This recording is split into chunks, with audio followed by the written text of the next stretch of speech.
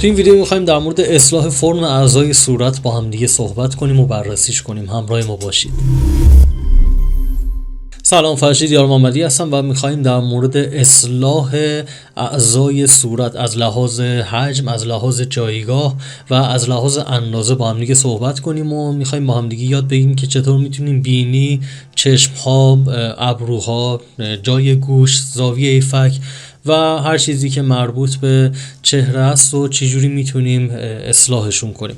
خب یه عکس من جلو داخل فتوشاپ برام باز هست که خب دارید از بالا میبینید که موهاش یک مقدار به هم ریخته است. از این قسمت باید یه مقدار اصلاح بشه. بحث دماغش مناسبه، ولی تو بحث آموزشی ما میخوایم که دماغش رو یه مقدار کوچکتر کنیم. یه زاویه فک رو هم میخوایم بدیم و گوشش رو هم یک مقدار کوچکتر کنیم. ابروهاش هم یک مقدار میخوایم که از طرفین، از این قسمت و از این قسمت میخوایم که بیشترش کنیم و در نهایت اگر نیاز بود خط بالاش رو هم صافتر کنیم. میریم به قسمت فیلتر و لیکیوفای رو باز میکنیم و قراره که نکات آموزشیش رو خدمتتون عرض کنیم. یعنی اینکه حواسمون باید به کجاها باشه وقتی میخوایم چیزی رو تغییر بدیم. اگر میخوایم گوش رو جابجا کنیم باید به چه چیزهایی دقت کنیم؟ ابروها، زاویه فک، موها، باید به چه چیزهایی دقت کنیم؟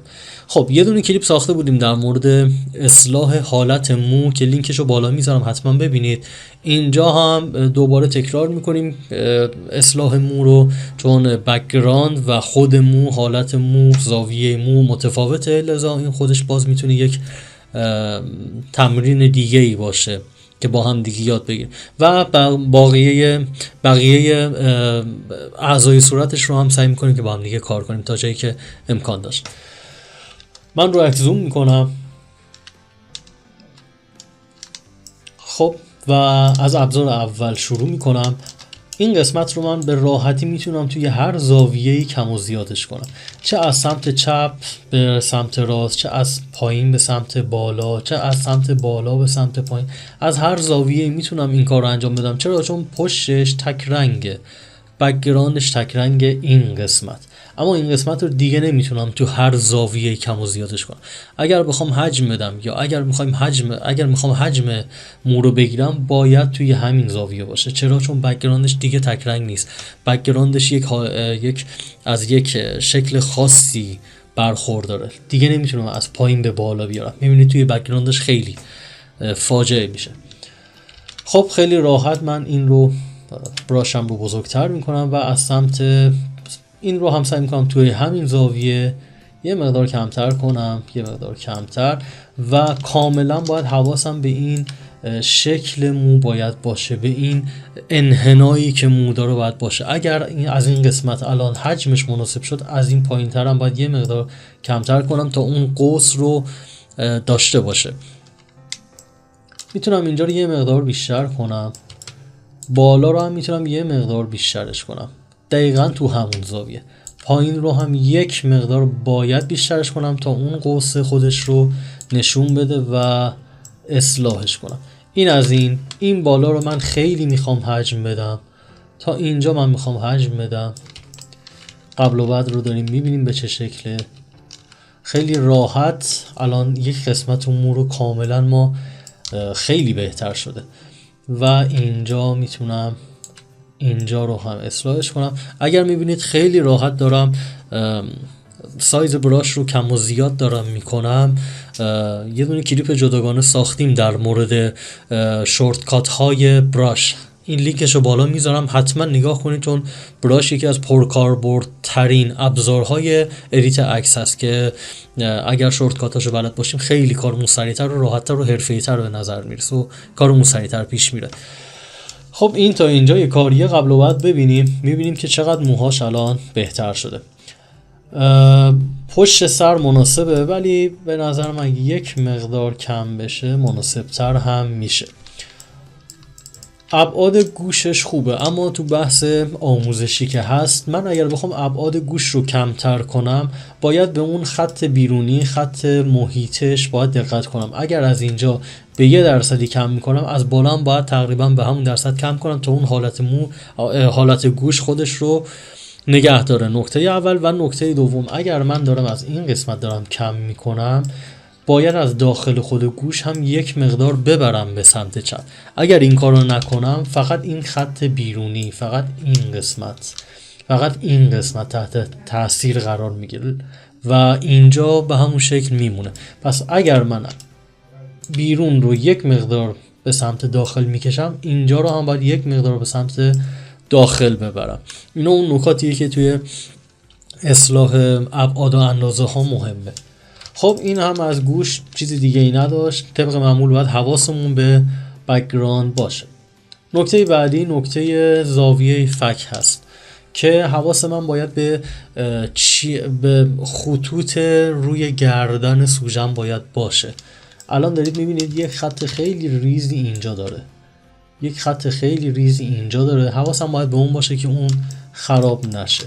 لذا یه مقدار بزرگ میکنم و یک مقدار رو به پایین میدم. اینجا رو، این خط رو هم یه مقدار سعی میکنم صافترش کنم.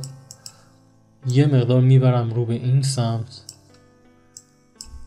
دارید میبینید الان زاویه فک رو. خب اینا تا اینجای کار خیلی خیلی کم، با مقادیر خیلی کم سعی میکنیم کار کنیم و مدام میتونیم قبل و بعد رو ببینیم تا اگر جایی اشتباه شد بتونیم اصلاحش کنیم. خب اینجا دارید میبینید زاویه فک رو هم ایجاد کردیم. قدم بعدی قدمیه که بسیار از عکاسا میخوام بحث بینی هست. خب که ابعاد و اندازش مناسبه، ولی بحث آموزشی میخوایم که کمترش کنیم.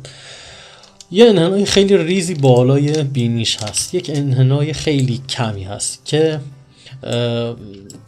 تجربه خیلی زیادی میخواد. کوچیک کردن دماغ تجربه خیلی زیاد میخواد، چون ما بقیه اعضا تقریبا میشه گفت که راحته و جزئیات کمی به حول اون عضو هست.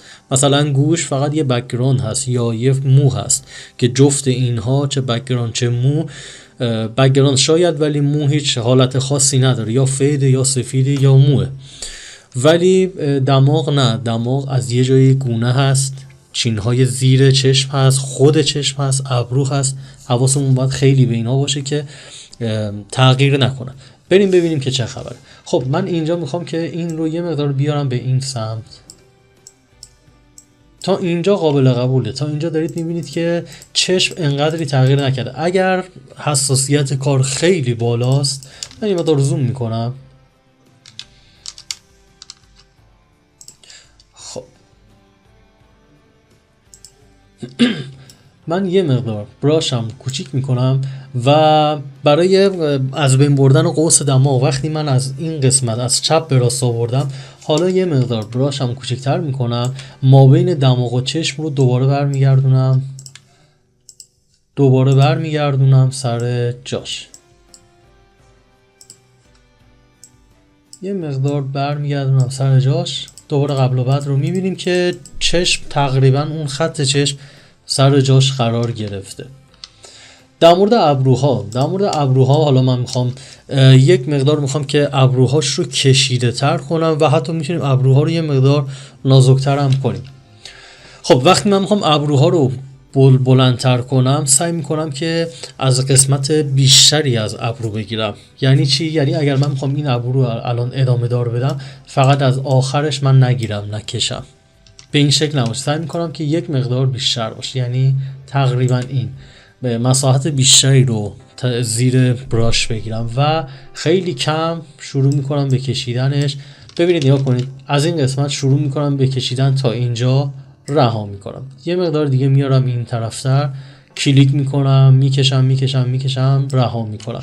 یه مقدار براشم حالا کوچیک‌تر میکنم که فقط سر ابرو رو بگیره. خب اینجا کلیک میکنم، میکشم، رها میکنم. میبینید الان قوس به وجود اومد. بعد یه مقدار زوم کنم و بالا و پایین اون ابرو رو هم یک مقدار بکشم به سمت جلو. به سمت بیرون ابرو هم دقیقاً به همین شکله و میتونیم به همین شکل ابرو رو یه مقدار کشیده تر و اگر که قوسی هم بخوای میتونیم خیلی راحت بدیم. قبل و بعد ابرو هم داریم میبینیم که خیلی راحت تونستیم جابجاش کنیم. و قسمت آخر بحث بالای موها هست که خب کار سختی نیست، خیلی راحت من میتونم براشم رو بزرگ کنم، رو به پایین بدم و حواسم به این قوس هست، قوسش رو دوباره یه مقدار درست میکنم. خب خط بالاش رو هم میبینید که تا حدود خیلی زیادی اصلاح شد. الان اگر توازنی توی عکس میبینید به خاطر اینکه از هر قسمتی یک چیز رو اصلاح کردیم.